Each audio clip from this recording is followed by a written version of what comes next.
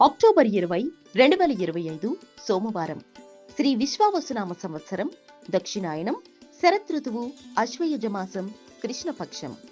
సూర్యోదయం ఉదయం 6:14 సూర్యాస్తమయం సాయంత్రం 5:47 తిథి చతుర్దశి మధ్యాహ్నం 3:46 వరకు. తరువాత అమావాస్య. నక్షత్రం హస్త రాత్రి 8:12 వరకు.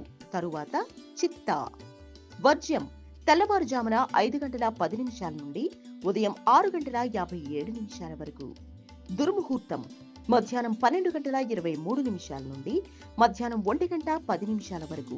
మరలా మధ్యాహ్నం 2:42 నుండి మధ్యాహ్నం 3:28 వరకు.